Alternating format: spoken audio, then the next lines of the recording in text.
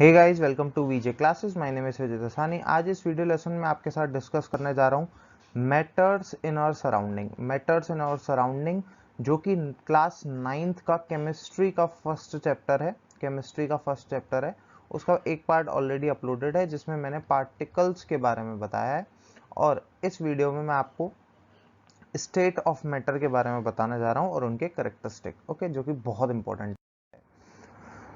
तो और मैं एक चीज़ और बता दूं कि आपका डिस्क्रिप्शन लिंक में आपको पीडीएफ मिल जाएगा, उससे आप नोट्स बना सकते हैं। ठीक है, उससे आप नोट्स बनाएं जो कि आपके आने वाले एग्जाम्स के लिए बहुत ज़्यादा इंपॉर्टेंट है, बहुत काम में आएंगे। ठीक है, तो स्टार्ट करते हैं। देखिए, state of matter, states of matter कि हमने जो पढ़ा था कि जो हमारे पास एक तत्व है, जो एक पदार्थ है, जो भी है, उसके कितनी स्टेट हो सकती हैं। तो अभी तक मैं आपको बताऊं 5 स्टेट्स हमको नोन है। ठीक है, जो कि 3 हमारे सिलेबस में 9th क्लास 9th में, और ये जो 2 है बस इनका हल्का सा इंट्रोडक्शन है। तो अगर मैं बताऊं तो होती हैं सॉलिड, लिक्विड, गैस, प्लाज्मा और बोस आइंस्टाइन कंडेंसेट। ठीक है, अब आप ये चीज देखना कि ये जो प्लाज्मा और बोस आइंस्टाइन कंडेंसेट है, ये गैस ही है, बस कुछ नहीं है, ये गैस ही है। गैस का ये एक दूसरा रूप है। देखो, सॉलिड के बारे में आपको पता है, जो चीज ठोस होती है, रिजिड होती है, अनफ्लेक्सिबल होती है। और लिक्विड और गैस के बारे में भी आपको पता है। ठीक है, अभी इनके मैं करेक्टरिस्टिक बताऊंगा। लिक्विड और गैस ये फ्लूइड्स की कैटेगरी में आते हैं। आप एक चीज ध्यान रखें, फ्लूइड्स यानी कि जो चीज आसानी से फ्लो कर जाए, जो चीज आसानी से फ्लो कर जाए, या आप ये भी कह सकते हो जिसको रोकने के लिए किसी एक कंटेनर की नीड हो।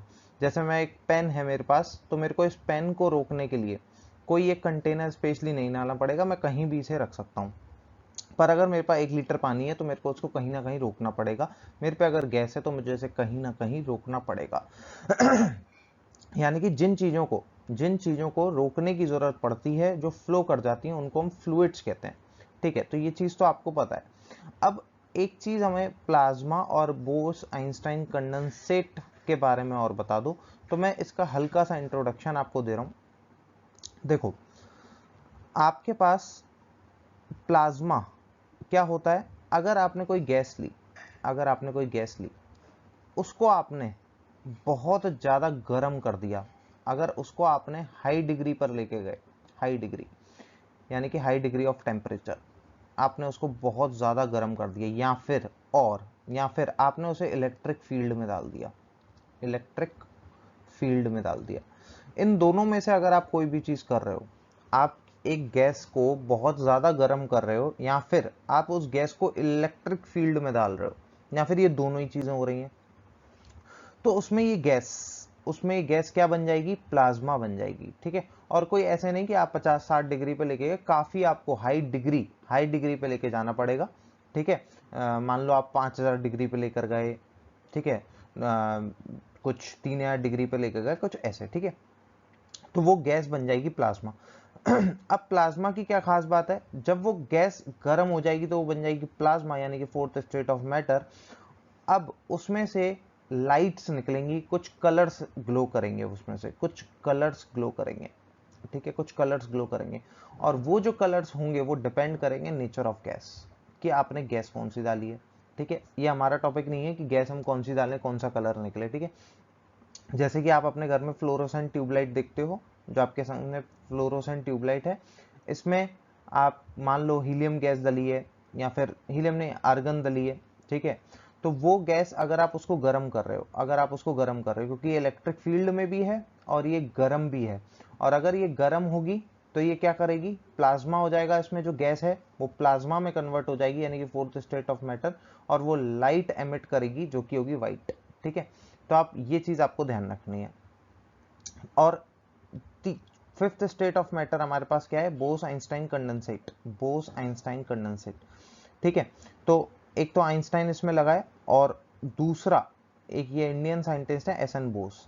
ठीक है, एस एन बोस और आइंस्टाइन। ठीक है, फर्स्ट आइंस्टाइन ने प्रैक्टिस करी, फिर इस पे एस एन बोस ने, इंडियन साइंटिस्ट है जो, इन्होंने दिमाग लगाया, और फाइनली तीन जने जो कि एक थे एरिक, एरिक करके थे, आप नाम एनसीईआरटीज में लास्ट वाले पेज पे लिखा हुआ है। एक वुल्फ गैंग और एक थे आपके पास कार्ल वेमेन ऐसे करके। इन तीनों को फिर 2001 में इसका नोबेल पुरस्कार भी मिला फिजिक्स का, बोस आइंस्टाइन कंडेंसेट को, फिफ्थ स्टेट ऑफ मैटर को अचीव करने के लिए। ठीक है, अब ये क्या है, तो ये आपको मैं बताऊं, जैसे प्लाज्मा को आपने बहुत ज्यादा हाई डिग्री पर आप लेकर गए, हाई टेम्परेचर पे आप लेकर गए, उसको आपने बहुत ज्यादा गर्म किया, तो इस गैस को जब आप बहुत ज्यादा सुपर कूल करते हो, बहुत ज्यादा ठंडा कर देते हो, बहुत ज्यादा माइनस में गिरा कर देते हो, जब आप किसी गैस को क्या कर देते हो, सुपर कूल कर देते हो, सुपर कूल। ठीक है, यानी कि आप उसको कहां लेकर जाते हो, आप उसको ले जाते हो लो डिग्री, यानी कि आप उसको ले जाते हो लो डिग्री ऑफ टेम्परेचर। ठीक है, और गैस को ही नहीं, उस गैस के 1/1 लाख पार्ट को, ठीक है, एक कोई गैस है उसके आप एक 1 लाख पार्ट को अगर आप सुपर कूल कर देते हो, सुपर कूल बहुत ज्यादा लो डिग्री ठंडा कर देते हो, माइनस में ले जाते हो, तो वो गैस बन जाती है बोस आइंस्टाइन कंडेंसेट। ठीक है, बोस आइंस्टाइन कंडेंसेट। तो ये 3-4 चीजें थी आपके पास, प्लाज्मा और बोस आइंस्टाइन कंडेंसेट। इसके बारे में आप बस इतना ही जानो तो काफी है। ठीक है, और प्लाज्मा का डिस्कवरी मैं कहूँ किसने करी, तो विलियम्स क्रूक। ठीक है, ये भी आप ध्यान रख सकते हो, विलियम्स क्रूक। ठीक है, बस ये 2-3 चीजें आपको ध्यान रखनी है। और हमें पढ़ना क्या है, बेसिकली हमें पढ़ना है सॉलिड, लिक्विड, गैस। तो आगे बढ़ते हैं। देखो, solid state, solids are known for their hardness and rigidity. ठीक है, अपनी कठोरता के लिए ये, अपनी कठोरता के लिए, जटिलता के लिए ये जाने जाते हैं। ठीक है, कोई भी आप सॉलिड ले लो। अब देखो ऐसा है क्यों, मैं आपको ये भी बता दूं। देखो, आपके पास अगर कोई सॉलिड है तो उसके जो अंदर जो पार्टिकल्स होंगे उनके बीच में स्पेस ना के बराबर होगी, और उनके बीच में फोर्स ऑफ अट्रैक्शन, यानी कि जिस हिसाब से ये अपने आप को जोड़ के बैठे हैं, वो बहुत ही हाई होगा, बहुत ही हाई होगा। तो इसके हिसाब से इसके कैरेक्टरिस्टिक डिफाइन होंगे, इसके हिसाब से इसके कैरेक्टरिस्टिक डिफाइन होंगे। अब मैं अगर आपको बताऊं कि पहले अगर आप कैरेक्टरिस्टिक पढ़ो तो लिखा है solids have fixed shape.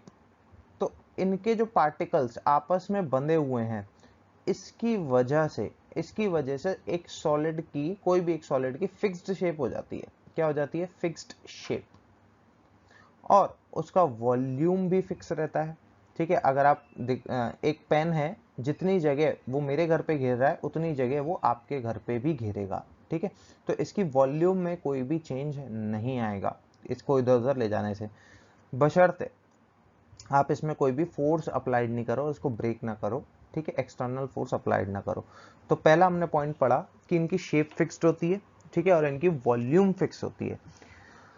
Second, solids can not be compressed much. देखो, कोई भी एक मैटर है, अगर उसके पार्टिकल दूर दूर हैं और उनके बीच में फोर्स वीक है, उनके बीच में जो फोर्स, ये जो फोर्स है, फोर्स यहाँ होता है। ठीक है, ये अगर वीक है, ये अगर वीक है तो आप इसको कंप्रेस कर सकते हो। ठीक है, बहुत दूर दूर है तो इसको कंप्रेस करके आप पास ला सकते हो। पर जो चीज पहले से ही, अगर सॉलिड की मैं बात करूं, जो चीज पहले से ही काफी पास है, जिसके बीच में जगह की गुंजाइश ना के बराबर है, तो आप उनको इतना कंप्रेस नहीं कर सकते कि आप उसको बिल्कुल दबा दो। ठीक है, तो इसमें बहुत ही कम गुंजाइश है इसको कंप्रेस करने की, बहुत ही कम। इसलिए कैन नॉट कंप्रेस मच, इतना कंप्रेस नहीं कर सकते। मच इसलिए लगा है कि आप कंपैरिजन करोगे अगर इसका गैसेस से, तो आप इसको कंपेयर नहीं कर सकते। ठीक है, जितनी जगह होगी बहुत थोड़ी, उतना हो जाएगा, पर बहुत ज्यादा नहीं होगा। सॉलिड्स हैव हाई डेंसिटी, ये अभी मैं बताऊंगा, ये पॉइंट आप अभी थोड़ी देर के लिए इसको छोड़ दो, ये पॉइंट अभी मैं बताऊंगा आगे। Solids do not fill their container completely. तो आपको पता है कि जो सॉलिड्स हैं ये अपने कंटेनर को कंप्लीटली फिल नहीं कर सकते कभी भी, क्योंकि ये अपनी शेप नहीं छोड़ते। देखो, अगर आपके पास कोई एक मैटर है, उसके अंदर ये पार्टिकल्स हैं, ये पार्टिकल्स कंटेनर को तभी फिल कर पाएंगे, आप बस इतना ध्यान रखना, कंटेनर को तभी फिल कर पाएंगे जब ये दूर दूर हट सकें, दूर दूर हट सकें। इनमें ऐसी टेंडेंसी हो कि ये बॉडी को छोड़ के बाहर जाकर कंटेनर को फिल करने की कोशिश करें, तो ऐसा कुछ भी नहीं है, ये फिल नहीं कर सकते। सॉलिड्स डू नॉट फ्लो, ठीक है। जैसे मैंने आपको बताया फ्लूइड्स क्या होते हैं, फ्लूइड्स होते हैं गैस और वाटर। अगर मैं एक टेबल पे पेन रख दूं, बुक रख दूं, तो वो कहीं बह के नहीं जाने वाली, वो वहीं रहेगी। पर एक टेबल पे मैं पानी फैला दूं, पानी रख दूं, या फिर उस पर मैं गैस छोड़ दूं, तो वो वहां पर नहीं रहेगी, कहीं ना कहीं फ्लो होगा उसका, ठीक है। और ये इसलिए होता है क्योंकि पार्टिकल्स के बीच में स्पेसेस है, इधर सॉलिड्स में स्पेस नहीं है, इसलिए मैंने ऐसे बोला ये रिजिड है, ये कहीं भी फ्लो नहीं कर सकता। और फ्लो करने का इधर मतलब ये है कि आपको उस चीज को रोकने के लिए कोई कंटेनर की जरूरत नहीं है। तो मेरे को सॉलिड को रोकने के लिए किसी भी कंटेनर की जरूरत नहीं है, बट मुझे लिक्विड और गैसेस को रोकने के लिए कंटेनर की जरूरत है। क्यों है? क्योंकि वो फ्लो करते हैं और सॉलिड फ्लो नहीं कर सकता, ठीक है। तो ये थे आपके पास कुछ क्वेश्चन। इधर कुछ डाउट्स आते हैं हमें सॉलिड की प्रॉपर्टी को लेके, some doubts about solids properties. तो पहला, what about a rubber band, can it change its shape on stretching, is it a solid? देखो, मैंने आपको बताया कि सॉलिड क्या होते हैं, सॉलिड रिजिड होते हैं। रिजिड होते हैं इसका मतलब उनकी शेप चेंज करना बहुत मुश्किल होता है, बट इसमें कंडीशन ये होती है कि अगर आप इसमें अगर आप इसमें कोई भी एक्सटर्नल फोर्स लगाते हो और किसी हद तक वो झेल सकता है, उसके बाहर अगर फोर्स ज्यादा लग जाती है, तो वो सॉलिड अपनी शेप चेंज करेगा, वो ब्रेक होगा, टूटेगा, ठीक है। अब ये मेरे पास एक पेन है, ठीक है, इसको मैं जोर से पकड़ के चला रहा हूँ, तो ये झेल जा रहा है, पर अगर मैं इसको तोड़ने की कोशिश करूँ तो ये अपनी शेप चेंज कर जाएगा, टूट जाएगा, ठीक है। तो किसी हद तक ये फोर्स झेल सकते हैं। अब हम इसका आंसर पढ़ लेते हैं। Rubber band changes shape under the force, ठीक है। तो हमें पता लगा कि इस पे अगर कोई फोर्स लगेगी तो इसकी शेप चेंज होगी, and regain the same shape when the force is removed. और ये भी बात पक्की है कि अगर हम इसको स्ट्रेच कर रहे हैं, तो स्ट्रेच करने पर हो क्या रहा है कि वो अपनी शेप तो चेंज कर रहा है, बट जैसे ही हम वो फोर्स हटा रहे हैं तो वो रीगेन कर दे रहा है अपनी शेप को, ठीक है। If excessive force is applied its break, अगर आप एक हद तक उस पर फोर्स लगाओगे, ये हर सॉलिड के संग है, एक हद तक उस पर फोर्स लगाओगे, ठीक है, वो झेल जाएगा, पर अगर उससे ज्यादा जाएगी तो वो ब्रेक कर जाएगा, ठीक है। और यही हर सॉलिड के संग है, तो हम एक रबर बैंड को सॉलिड मानेंगे, ये सॉलिड है, ठीक है। और ये इलास्टिक है, थोड़ा बस बात ये है कि इलास्टिक करके एक टर्म और होता है कि चीज खिंच रही है, ठीक है। और सबसे ज्यादा इलास्टिक कौन सी चीज होती है, सबसे ज्यादा इलास्टिक चीज कौन सी होती है, ये भी आपको पता होना चाहिए। आपके पास रबर बैंड नहीं होती सबसे ज्यादा इलास्टिक होती है सिल्वर, ठीक है। सिल्वर सबसे ज्यादा इलास्टिक होता है, ठीक है, ये आपको ध्यान, सॉरी सिल्वर नहीं, सॉरी स्टील, स्टील सबसे ज्यादा ये इलास्टिक होती है, रबर बैंड से भी ज्यादा। इलास्टिक का मतलब ये नहीं है कि खिंच जाए, इलास्टिक का मतलब ये है कि खिंचने के बाद अपनी शेप रीगेन कर ले, ठीक है। तो steel is the most elastic thing, ठीक है। और third, what about the sugar and salt when kept in a jar take the shape of the jar, ठीक है। अगर आपने ये बोला कि जो सॉलिड है वो जार की शेप नहीं लेता, जैसे कि एक एग्जांपल, ये आपके पास एक कंटेनर है, और अगर आप इसमें एक ईंट डाल दो, तो ईंट, ये रही ईंट, ये आपने एक ईंट डाल दी, ठीक है, बाबा की ईंट डाल दी आपने, और ये ऐसे की ऐसे ही पड़ी रहेगी, ऐसे के ऐसे ही पड़ी रहेगी, ये यहाँ पे जगह नहीं ली इसने। अब ये नहीं कि ये ईंट, जैसे कि एक और एग्जांपल मैं लूँ, ये मान लो एक कोनिकल फ्लास्क ले लो आप, ठीक है। अब आप इसमें एक पत्थर डाल दो, तो पत्थर ऐसे का ऐसे पड़ा रहेगा, ये नहीं कि पत्थर भी ऐसा हो जाएगा, नहीं, ठीक है। ये चीज आपको समझनी है। अब दूसरी चीज, इन्होंने ये जो प्रॉपर्टी थी इसका एक इन्होंने एक्सेप्शन दे दिया कि भाई ये बताओ कि अगर आप शुगर और सॉल्ट डालते हो, जैसे कि मेरे पास एक, आप मान लो ये था, ठीक है, ये जा रहा है, इस तरीके का कुछ है, ठीक है, इसमें आपने डाल दिया, तो अगर आप इसमें शुगर डालोगे तो वो तो ऐसी हो जाएगी,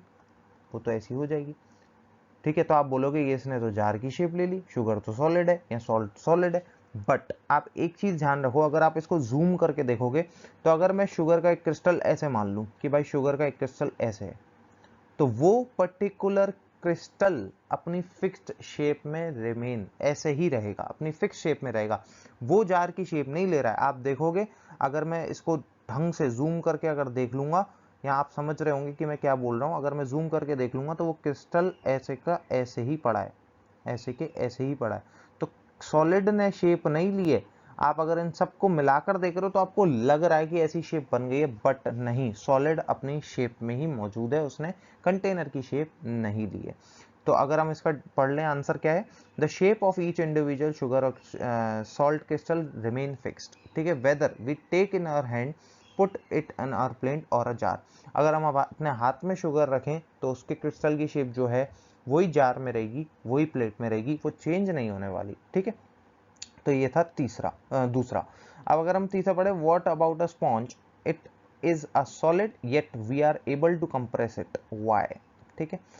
तो इन्होंने बोला कि जो स्पॉन्ज है, आपने देखा होगा स्पॉन्ज होता है, ठीक है, अगर आप देखोगे इस शेप का, करीब किसी भी शेप का हो सकता है वो तो, ठीक है, ये स्पॉन्ज है।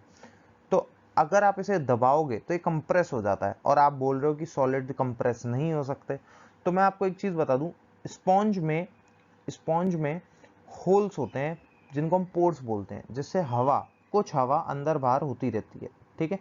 जैसे ही आप इसे कंप्रेस करते हो तो आपको लग रहा है कि आपने एक सॉलिड को कंप्रेस करा, नहीं, आपने एक गैस को कंप्रेस करा एक तरीके से। जो एयर है वो इसके अंदर है, ये आपके पास एक स्पॉन्ज है, इसके अंदर एयर है।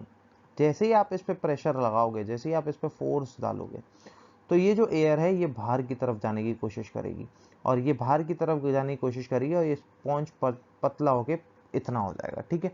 जब इसमें पूरी एयर निकल जाएगी तब आप इसे उससे ज्यादा कंप्रेस कैसे भी नहीं कर सकते, ठीक है। तो अब इसका आंसर पढ़ लेते हैं, sponge has a minute holes in which air is trap, ठीक है, जिसमें एयर होती है। When we press it the air is expelled, जब हम उसे प्रेस करते हैं तो एयर बाहर की तरफ निकलती है।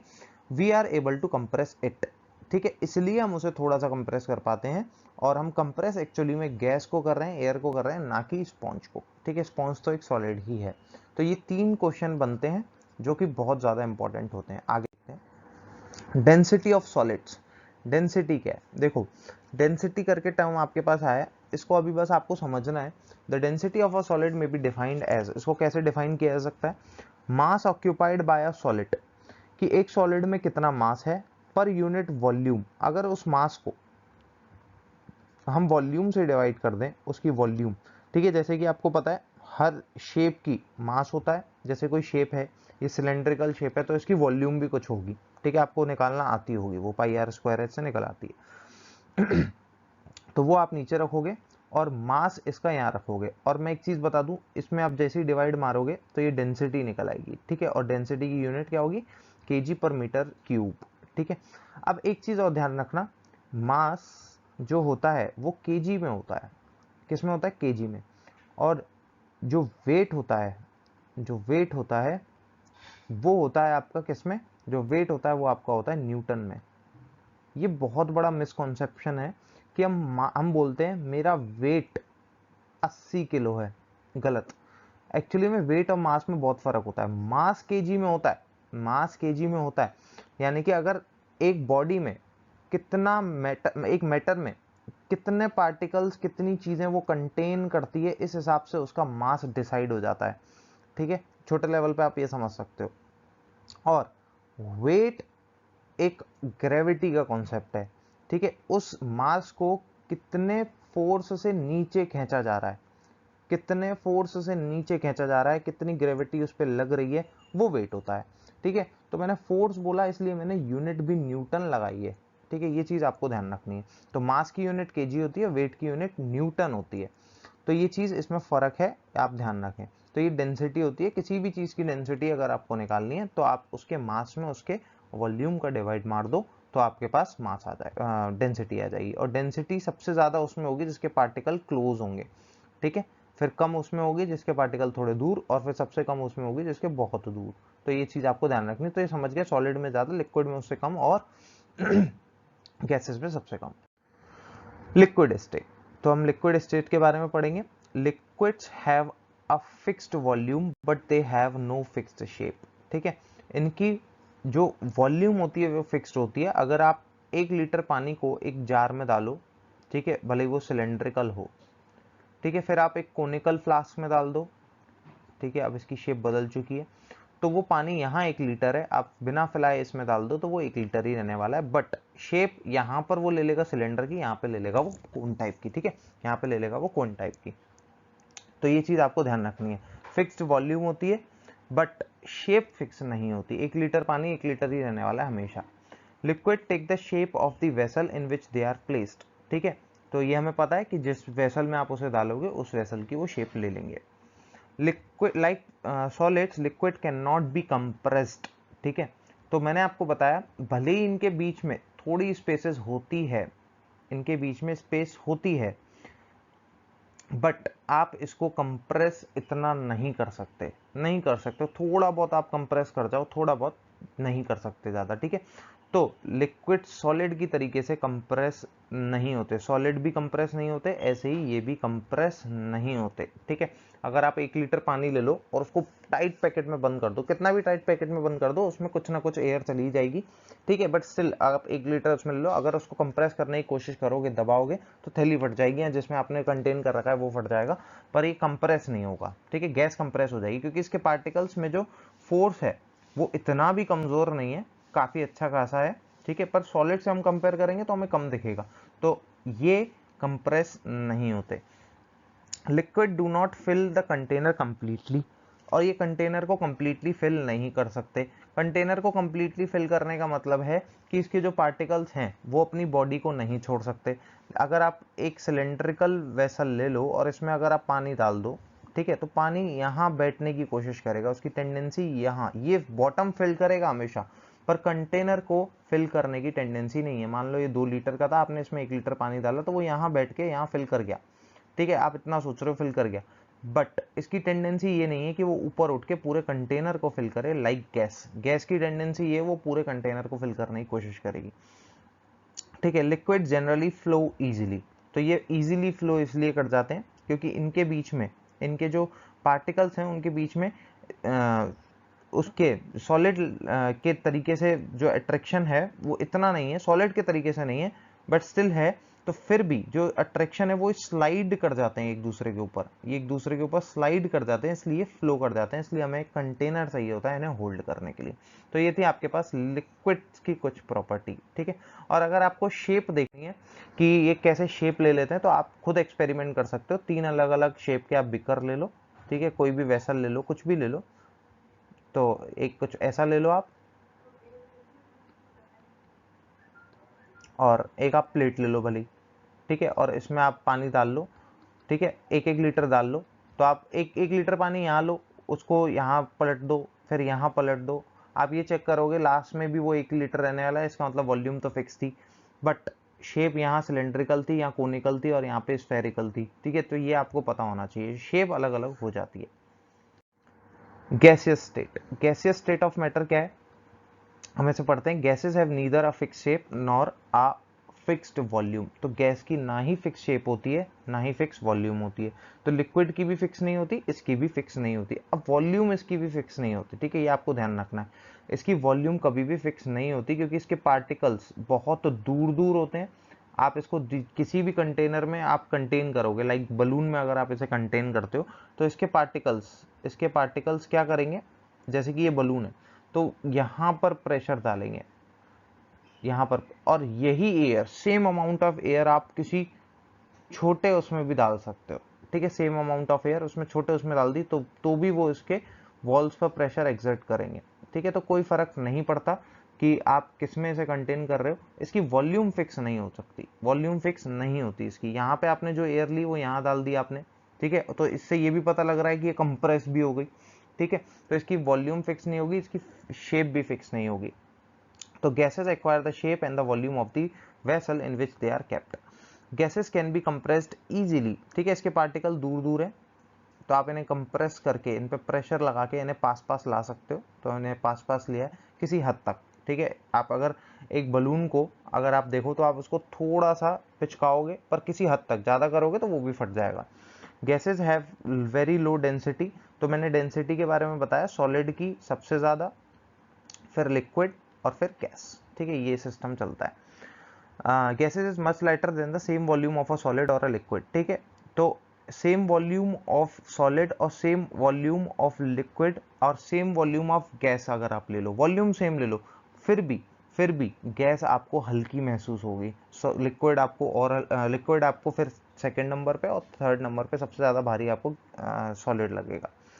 Gases fill their container completely, ठीक है। अगर आप किसी कंटेनर में अगर आप गैस डाल देते हो और ऊपर से कंटेनर को बंद कर देते हो, करना पड़ेगा बंद, अगर आप कर देते हो तो ये इसके बॉटम को, जैसे कि लिक्विड है वो सिर्फ बॉटम को फिल करने की टेंडेंसी रखता है कि मैं बॉटम फिल कर दूंगा, ऊपर की कोई गारंटी नहीं। पर गैस ऐसा नहीं करती, गैस चारों तरफ इसके पार्टिकल्स मूव करते हैं और प्रेशर एक्सर्ट करते हैं, तो ये पूरे कंटेनर को फिल कर देते हैं। ठीक है, एक बलून में आप थोड़ी सी हवा डालो तो वो ऊपर तक, जहां से आपने हवा डाली वहां तक उसका फिल आपको दिखेगा, वहां तक आपको महसूस होगा कि यहाँ भी हवा है।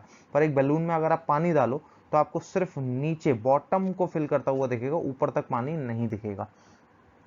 Gases flow easily, gases easily flow कर सकते हैं, गैसेस इजीली फ्लो करते हैं, इसलिए हमें कंटेनर चाहिए होता है इनको कैप्ट करने के लिए। तो मैंने आपको बताया था गैसेस और लिक्विड दोनों ही फ्लूइड की कैटेगरी में आते हैं, तो आपको कंटेनर चाहिए होता है इनको कंटेन करने के लिए। ठीक है, सॉलिड को कोई भी कंटेनर नहीं चाहिए। अगर आप टेबल पे एक सॉलिड पेन रख दो तो वो रखा रहेगा, फ्लो करके कहीं नहीं जाने वाला। पर अगर गैस और वाटर अगर छोड़ दो तो वो फ्लो करने लगे। हाँ, ये अलग बात है कि इनका रेट ऑफ फ्लो अलग हो सकता है। जैसे कि अगर मैं एक टेबल पे एक हनी, मतलब एक शहद की बूंद गिराऊं और एक पानी की बूंद गिराऊं, तो वाटर की जो बूंद होगी, ड्रॉप होगी, वो ज़्यादा तेज फ्लो करेगी रादर देन हनी के। ठीक है, तो ये चीज़ आपको ध्यान रखनी है, चेंज हो सकता है। तो ये था आपके पास स्टेट्स ऑफ मैटर, 3 स्टेट्स मैंने बताई और इनकी प्रॉपर्टीज बताई। ठीक है, सेकेंड वीडियो था ये। अगर ये वीडियो आपको अच्छा लगा तो प्लीज़ इसे लाइक करें, शेयर करें और सब्सक्राइब करना चैनल को ना भूलें। Thank you, have a nice day.